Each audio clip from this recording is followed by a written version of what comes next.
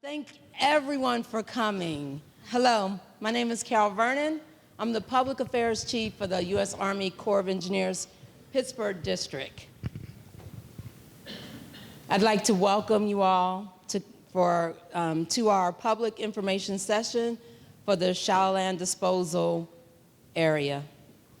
I will be facilitating tonight's meeting. The purpose of tonight's meeting is to update you on the activities that you have been seeing and that are going to start at the SLDA site. Before we start, I have a few administration announcements. Tonight's meeting, as always, if you've been to any other, you know that they are always recorded. Additionally, there are some QR codes that are around, including the one that was up here before, and the ones that you see over here, over to the side. Those QR codes will allow you to sign in. Like I said, when you came in, you saw the sign-in boards, sign-in tables. There are 2 tables set up today. If you were here before, some of you all commented that the lines were long, so we listened to your comments. And we did 2 tonight. So if you had been here before, we asked you to sign in at this one. The purpose for having you sign in is some of you all might have gotten a phone call from me, or at least you heard my voice inviting you to come. If you did not get that, I am in the process of updating what we call a reverse 911 call. I know that sounds scary, but really all that is it's a call that we make inviting you to come to this public meeting. We use the information that you provide us with your name, your phone number, your email address, so that we can update you and let you know when these public meetings are going to happen. And hopefully in the future, we will be using that same system to let you know when something is major that's going to be happening at the site. So we're going to be using that for outreach as well. So like if there's going to be, say, an increase of trucks that you're going to be seeing coming through your community that are maybe bringing, say, rocks or something in the near future, you'll get a phone call that say, hey, next week you may see an increase of trucks coming through your neighborhood and this is what it's for. So that's what that's for.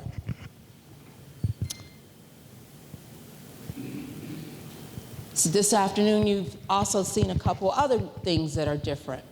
Tonight, we will not have your traditional question and answer session that we have at the end.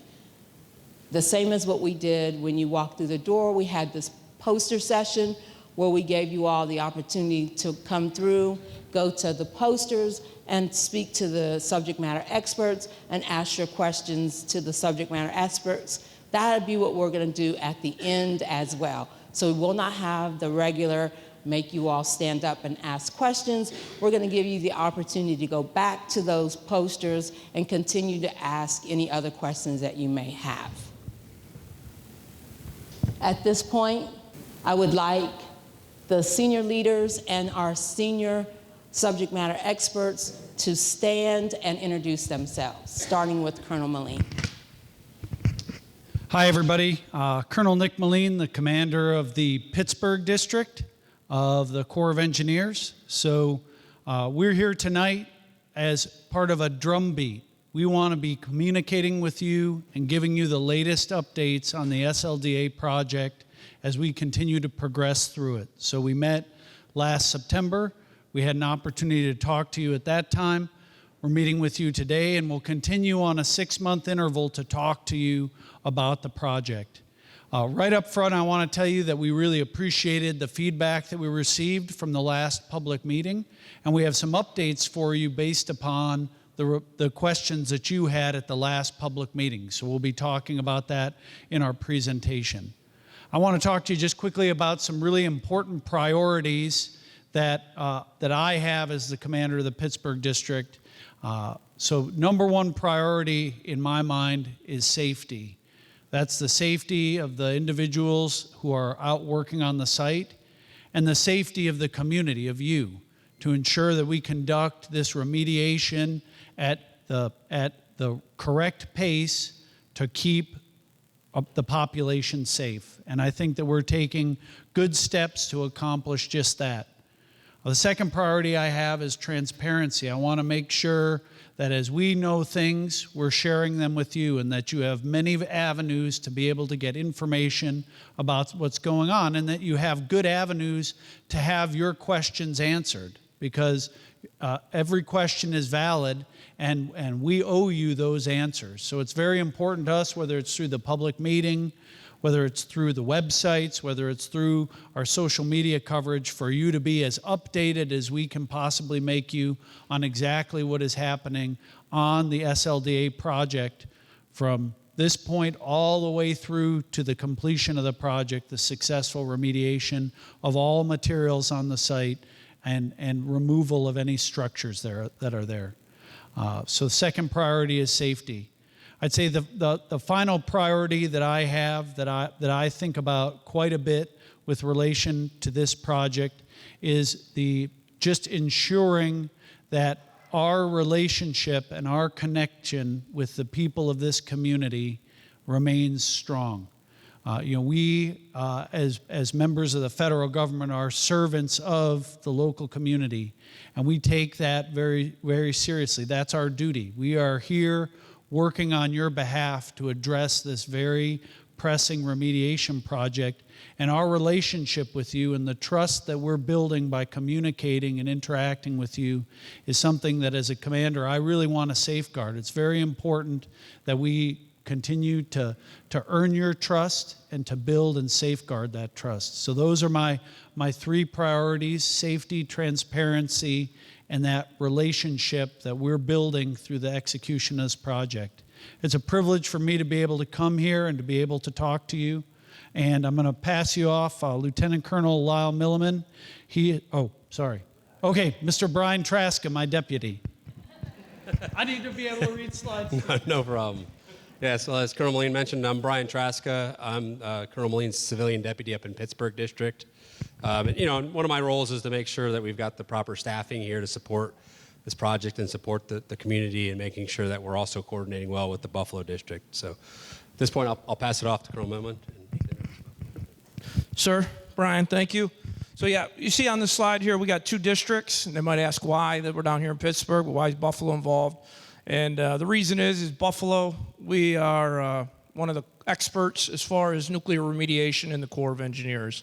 We have a team of health physicists and industrial hygienists that do this. We actually are currently working on 8 fuse wrap sites across the Northeast, and we do this day in and day out. We have a very large portfolio, a large portion of our program, and that's why we're down here working with Pittsburgh on this project. And much like what Colonel Moline said, my priorities obviously mirror much of what he said. Safety, definitely paramount. We want to deliver a very deliberate, safety-focused solution to the community here. And how we'll do that is with a team of experts. And you met several of them here tonight. They were at the posters at the start, but a couple of them are listed up here that we're going to also introduce. But we have a very robust team that's very capable. And like I said, we do this day in and day out across the Northeast, and we're going to continue to do it down here in the Pittsburgh area. And then finally, how do we do that? It's through partnership. We're not going to do it all ourselves. So there's a partnership between us and Pittsburgh, obviously as the lead federal agency here on this remediation, but in partnership with the EPA and other agencies within the government, and then also our contractors, and most importantly, the community here that goes ahead and supports us, like allowing us to use this facility tonight with the local fire department. But across the organization here in USACE, we appreciate that not only the input that you've provided thus far, but throughout the future, and we will take that into consideration in how we interact and engage with the community throughout the duration of this project. And with that, I want to introduce my DDE, the Deputy District Engineer, Dave Romano. Dave?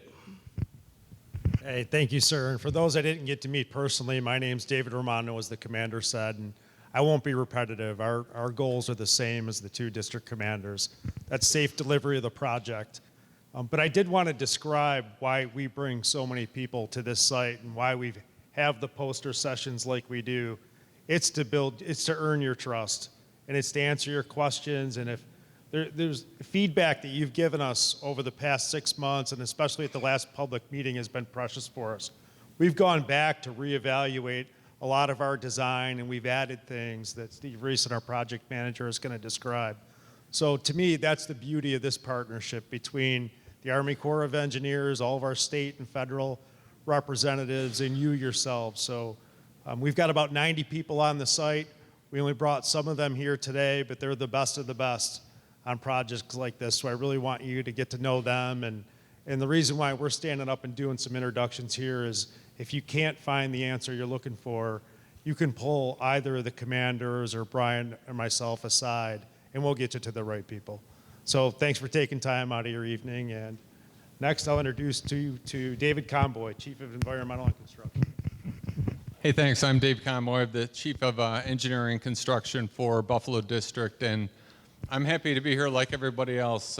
Public service is a public trust, and we are here to make sure, as the commanders have said, that we do this work safely, transparently, and in coordination with the local population. Many of the people that you'll see around at the poster sessions are in my organization, and we're really interested in sharing information and hearing your feedback on how we can do better in informing you and getting this project done as safely and as expeditiously as possible. So I'm going to turn it over to my Chief of Construction, Matt Snyder. Good evening, everybody. Matt Snyder. I'm the Chief of Construction here with the Buffalo District. Have the pleasure of leading a great team that are going to actually be here on site for the Corps of Engineers, helping oversee our partnership with Jacobs, our contractor. And it's so important, they're out here every day, part of your community, part of that trust, and making sure that we deliver on everything that we're promising here. So appreciate that. And next up is Mr. Neil Miller, Chief of our Environmental Division. Hey, good evening. I'm Neil Miller. I'm the Environmental Branch Chief in the Buffalo District.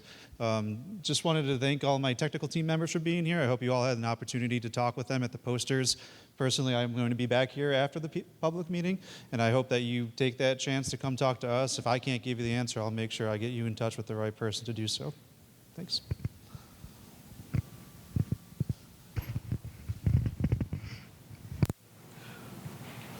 So good evening, everyone. My name is Steve Reeson. I am the project manager for the SLDA project out of the Buffalo District.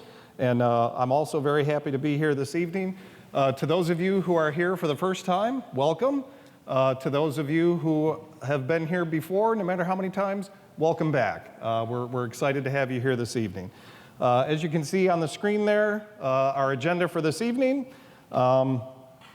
I don't think I need to go through each of those, but as you can see, we've got a pretty full agenda for you this evening, and we hope you enjoy that. So before we start the presentation, we would just like to take a moment to recognize the passing of Kiskiminetas Valley resident and environmental activist Patty Abino. For those of you who didn't know her, Patty had a tremendously positive impact on the project and was an active participant in pretty much all of our public engagements, just like this one. I got to know Patty personally through my previous work on the project, and just wanted to mention, her contributions to the project, both tangible and intangible, had a major impact on the success of SLDA. All right, so let's take a moment to review the project goals, and these are probably going to sound very familiar from what you've heard from our senior leaders just moments ago. But first, yes, the Corps of Engineers is committed to protecting the health and welfare of our workers, the community, and the environment. Secondly, we will be transparent in our communications about the project within the limits of our information security. And that's what this is all about tonight here, the transparency and communicating with all of you. And then finally, we, the Corps, are committed to keeping you informed and involved throughout the process. So we'd like to take a minute to familiarize you with the program under which the Corps of Engineers is authorized to clean up the SLDA site. Early atomic weapons activities were conducted first by the Manhattan Engineer District and then by the Atomic Energy Commission. The formerly utilized site's remedial action program, that we refer to as FUSRAP, you're going to hear that a lot this evening, was initiated in 1974 under the Department of Energy. In 1997, management of FUSRAP was transferred to the U.S. Army Corps of Engineers. That's what brings us here tonight. The FUSRAP mission is to identify, investigate, and remediate contamination at sites involved in our nation's early atomic weapons program.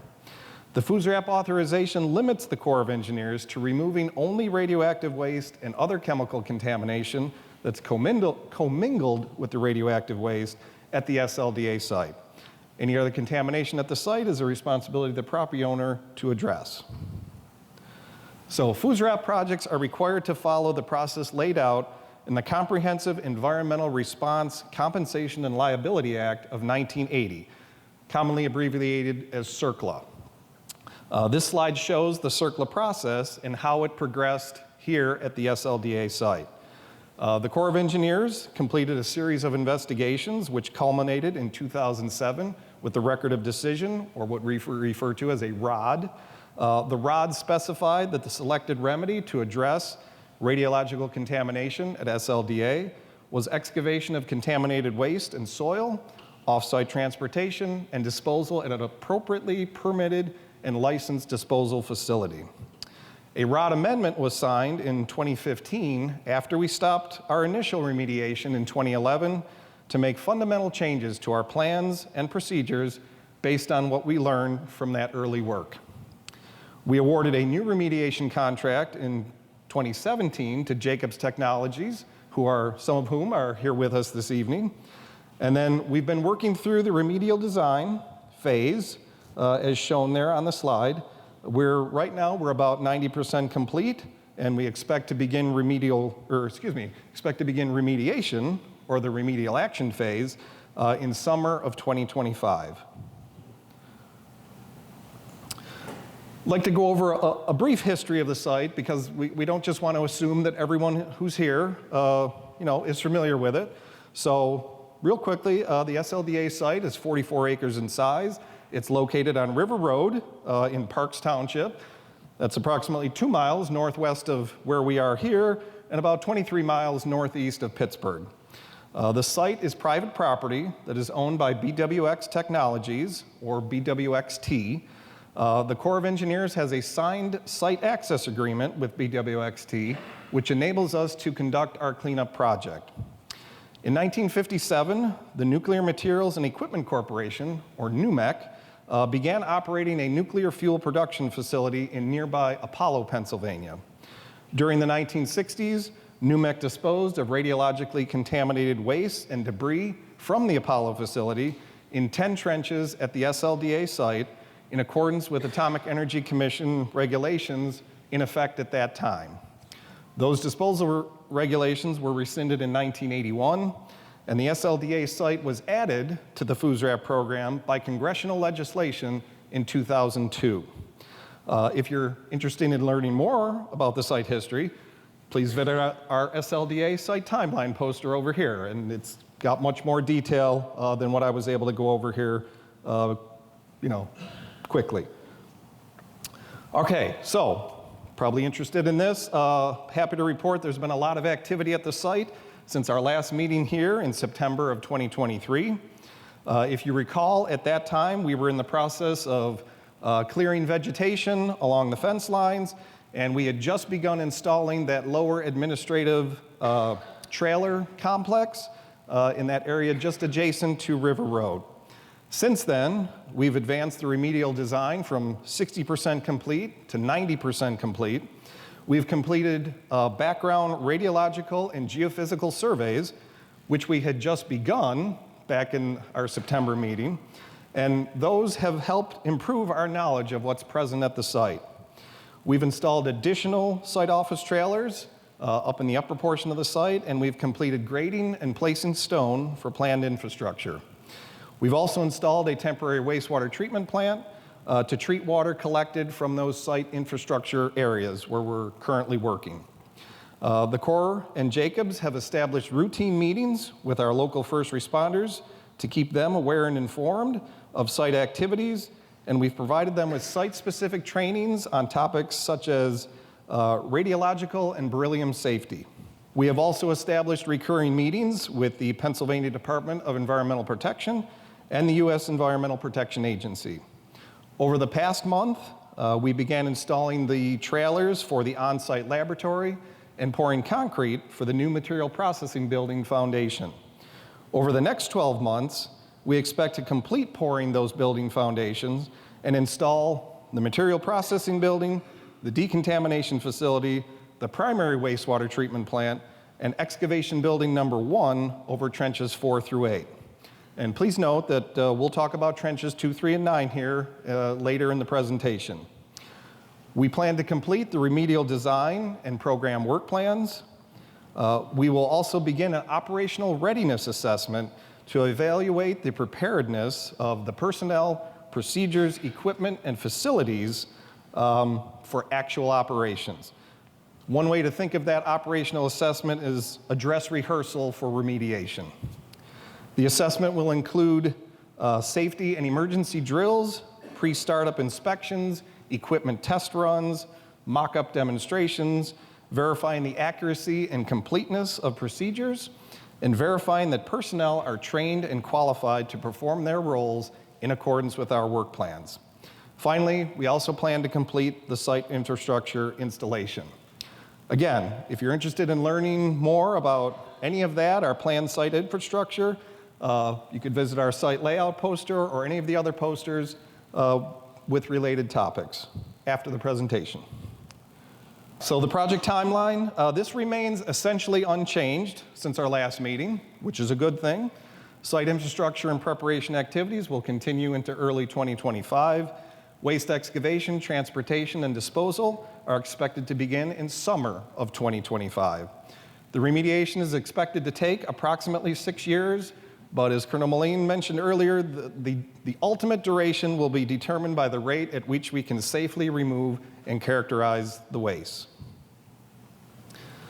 So, here's where we're going to get to the part of following up on the feedback that you had given us at the previous meeting. So, we'll get right into it. One of the concerns expressed at our last meeting had to do with waste handling and transportation. We'd like to take some time to better explain our waste management procedures, which are also detailed on some of the posters here behind me. So waste packaging will take place in the waste management building. For those of you who were here at our last time, it was given the affectionate name of the white elephant on the hill. That is the waste management building.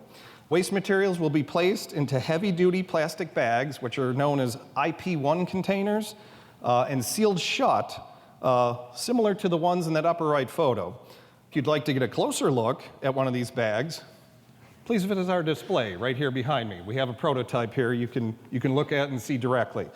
The IP1 bags will then be loaded into steel bulk containers that are known as intermodal containers, or IMCs. That's what we commonly refer to them as. Once those bags are loaded in there, the IMCs are sealed shut with a metal cover, as you can see in that lower right photo there on the slide. These IMCs meet all DOT regulations for safely transporting radioactive waste to the disposal facility. Once those IMCs are loaded, they are then loaded onto semi-truck roll-off trailers, similar to the one shown there in the upper left, which are decontaminated, screened, and inspected by qualified USACE personnel before each truck leaves the site. So not one truck leaves that site without us inspecting it to make sure that it's safe to proceed. The IMCs will be transported to a licensed railroad transload facility located in Wampum, Pennsylvania, which is approximately 60 miles northwest of the site. There, the IMCs will be loaded onto rail cars for transport to Energy Solutions' Clive Disposal Facility in Clive, Utah. And the lower left photo there shows what those will look like once they're loaded onto the rail cars. The waste will be deposited and isolated by Energy Solutions in accordance with their disposal facility permit. And again, if you have any more questions, please visit the waste management posters right here behind me if you have any questions after the presentation. The waste transportation routes. So those routes from the site to the transload facility were selected to minimize community impact and to ensure that all applicable waste transport regulations were complied with. We have coordinated these routes with the Pennsylvania Department of Transportation, PennDOT, the Southwestern Pennsylvania Commission, and local first responders. An alternate route was established in the event of a closure or congestion on the primary route due to, an accident, a lane closure, construction, whatever. We wanted to be sure that we also have an alternate route for those wastes to be transported on. Emergency procedures for immediate response are already established in the event of an accident or waste spill during transport. During remediation, we anticipate up to 6 waste shipments per week, consisting of 3 trucks making 2 shipments each per day. And then we expect waste shipments to occur 2 days per week. So if you do the math, that's 12 total waste shipments spread over 2 days of each week. And again, for more details related to the transportation routes, please visit the waste management poster at the end of the presentation. At our last meeting, if you were here, you'll remember that figure there. We looked at this was our site 3D model that shows the new infrastructure that's going to be constructed on the site. We received a lot of feedback about our plan not to install a structure or cover over trenches 2, 3, and 9, like we plan to do for the other trenches. We want to assure you, we heard your concerns about the fact that we are placing structures over trenches 1 and 4 through 8, and not over trenches 2, 3, and 9. And we want to explain the reason for that and assure you that the plan is protective of the workers, the community, and the environment. The primary function of the excavation cover over trenches 1 and 4 through 8 is to ensure that workers can continue remediation year-round by protecting them, the equipment, and the excavations from inclement weather. The cover is not intended to be a safety measure, but rather it allows for work to continue through multiple construction seasons without having to shut down during the winter. By keeping the trenches dry, it reduces the amount of water that has to be treated and released, and it provides a consistent work environment for personnel. As a result, we do not need a structure to cover any of the trenches. In fact, all of the trenches can be safely remediated without a cover over them. As I mentioned earlier, we completed a baseline geophysical survey of the entire site, including the trenches, using ground penetrating radar, electrical sensitivity, and induced polarization. The survey confirmed that that based on the volume of material remaining in trenches 2, 3, and 9, those trenches can be remediated in less than 4 months, or rather in 1 construction season.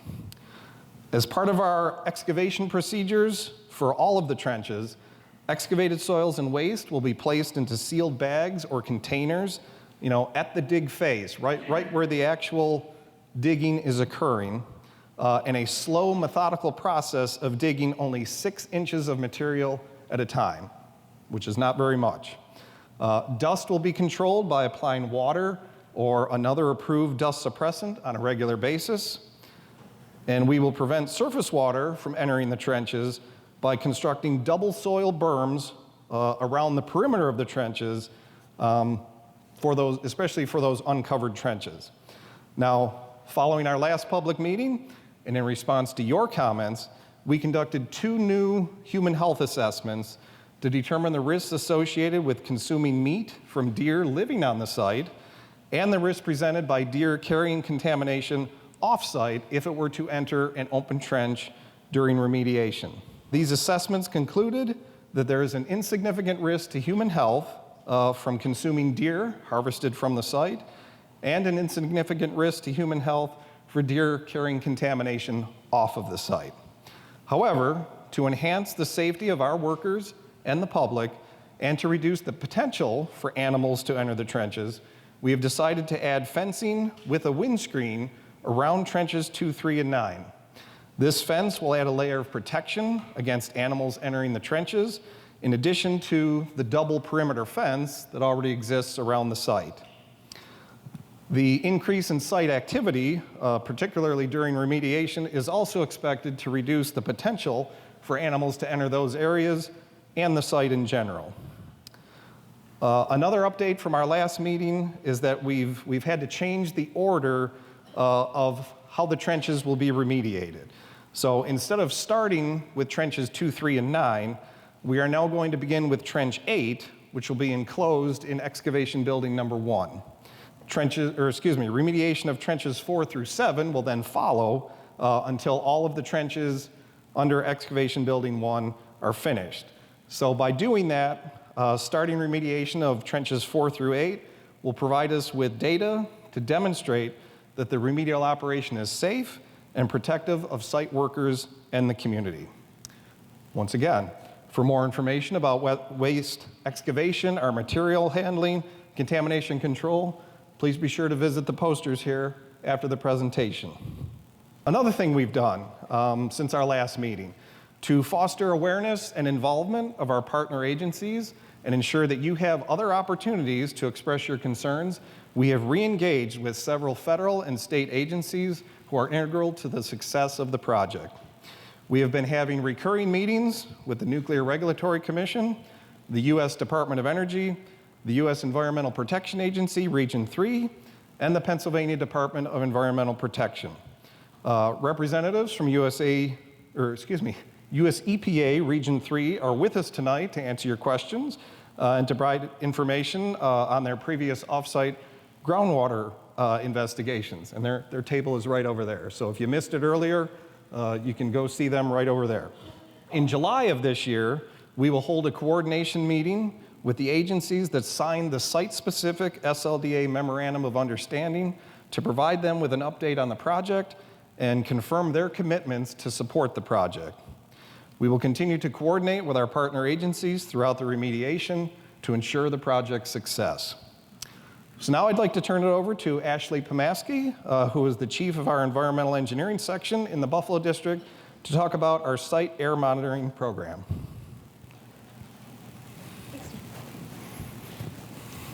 All right, can everyone hear me? Awesome. As Steve said, I am Ashley Pomaski. I am the chief of the environmental engineering section for the Corps of Engineers Buffalo District. So another concern that was shared during our last meeting had to do with air monitoring and the program that we have with our plans to keep our community safe. We have designed an air monitoring program to ensure the safety of the community and our workforce based on monitoring certain site-specific conditions. There are 3 separate air monitoring zones or layers that form the foundation of our air monitoring program: personnel, work area, and the perimeter. So the first air monitoring zone is personnel or breathing zone, which utilizes monitors worn by site workers to measure the air that they breathe. The workers wear a small pump that pulls air through a filter located near their breathing zone. At the end of each workday, the filter is sent to the laboratory to be analyzed for beryllium and respirable dust levels. The second zone are work area monitors, which are mobile and moved based on the site activities to be near the work being performed the day of. These air monitors pull air through a filter, which is also sent to a laboratory and analyzed for radionuclides and beryllium. The work zone monitors also have a real-time meter that measures the amount of dust being generated. This information is used to increase dust suppression methods, or if needed, to temporarily stop work activities. The third and final air monitoring zone is the perimeter air monitors. The perimeter monitors are placed at fixed locations to measure the air quality at the site boundaries. These stations pull air through a filter, which is sent to the laboratory and analyzed for radionuclides and beryllium. The photo on the slide shows one of the perimeter air monitors currently at the site. We also have an on-site weather station that is used to inform project staff of site-specific weather information. Since the initial start of remediation in 2011, there have been 8 on-site perimeter air monitors and 1 off-site background air monitor operating continuously. The air monitors sample particles, dust, to determine if they contain radiological contaminants, and they also measure gamma radiation. Since our last meeting, we have enhanced our perimeter air monitoring program based on your concerns. We have installed an additional perimeter air monitor on the southern site border along Mary Street, which brings the total number of perimeter monitors up to 9. We also added samplers for beryllium at all 9 perimeter monitors and the off-site background air monitor. To date, there have been no exceedances of any occupational exposure limits or perimeter air monitoring action levels or air standards. The Corps of Engineers is also developing a site infographic that will summarize our air monitoring program and present perimeter air monitoring results. This report will be posted to the project website and will be updated as new data becomes available to us to give to you. So this figure shows the location of the 9 on-site perimeter air monitor stations, and the new one is circled in yellow. In addition, we have been holding monthly meetings with PADEP and coordinating with them to resume their joint perimeter air monitoring that they did during the initial remediation. PADEP will install their own perimeter air monitors co-located with ours to produce a second confirmatory set of perimeter air monitoring data to ensure that no contamination is being spread off-site. If you have any questions about our air monitoring program, please stop and see me after the presentation or visit our air monitoring posters. I will now turn us back to Carol, who will talk about public outreach.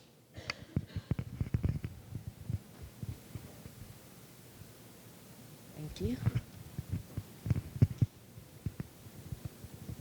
Next slide.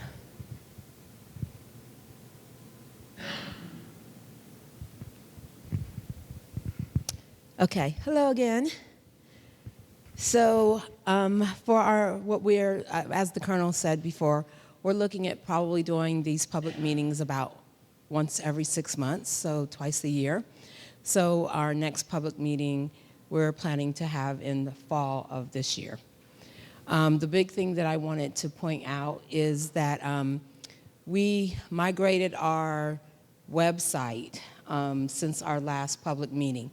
So if you saved the link for the SLDA website, that link that you saved is no longer working. And the link that you now need to save is the one that is currently showing on this screen. Or you can use this QR code if you know how to use a QR code. If you don't, we'll be happy to show you during the poster session. This QR code will take you directly to the SLDA website, the new one, or it is also, as the Colonel Milliman was just showing you, on the back of the handout that you received on your way in, you can also use that QR code and it will take you to the current SLDA website. On that website, you will find about 63 questions and answers. I know you can't see this one, but if you go to that website, there are approximately 63 questions and answers. Those questions and answers are the commonly asked questions and answers. So there are just a ton of questions that concern this site, and they're being constantly updated. So whenever we get new questions from you all, and when we get an appropriate answer, we put them on this website for you guys to see and review at any time. So the big thing is that your website that you have currently saved is no longer going to work.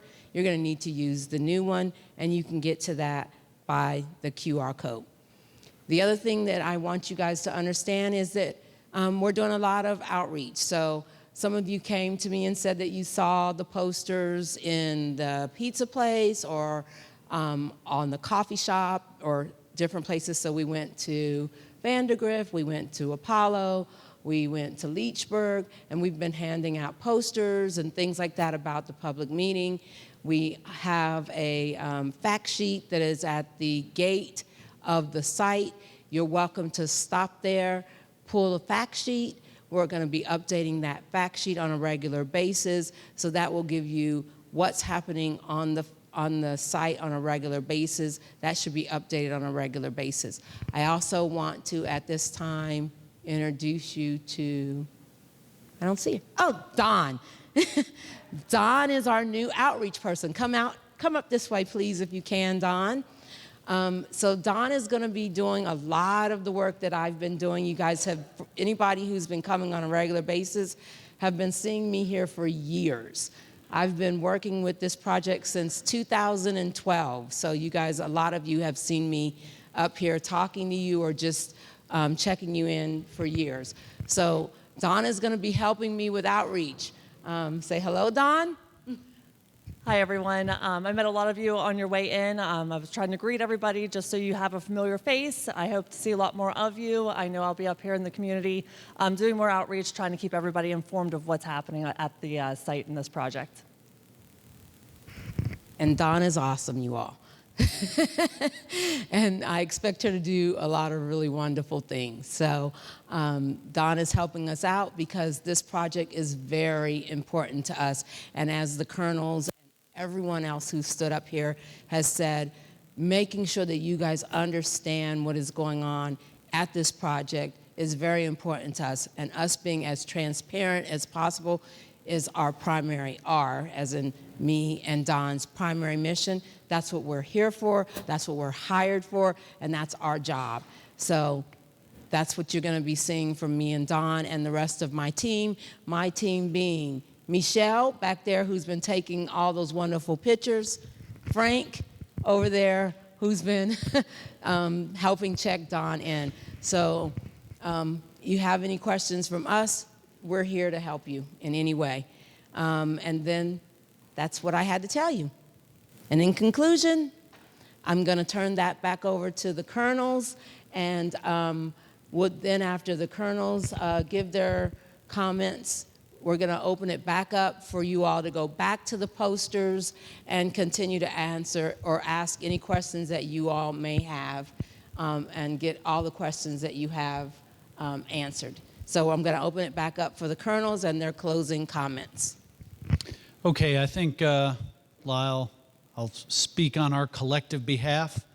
As we close out the presentation portion of the session and we transition out to the posters, and I just want to let you know that we have an absolute team of subject matter experts here who are going to be posted and want to answer your questions and want to clarify anything that you want clarified about the content of this meeting or about any other questions that you might have about this project. We really thank you for this turnout to come and participate in this public meeting. It means a lot to us as we work day in and day out to deliver this project on your behalf. And I just want to circle back to those three priorities that I have, really they're commitments that I personally feel to you, the people of this region, as we work this project. You know, first and foremost, safety. Second is transparency, providing you everything that we know when we know it to the maximum extent of our ability. And finally, continuing to build this partnership with this community as we work through addressing and coming to a conclusion of this remediation project, which has been going on for a number of years. So at this time, if I can ask the USACE poster personnel to stand up. Post at your posters. We're going to get them ready, get them positioned so that they'll be ready for you. So as they're moving out, I just want to thank you all again for coming out this evening. It's a beautiful sunny evening. So we're glad you could come out and spend some time with us.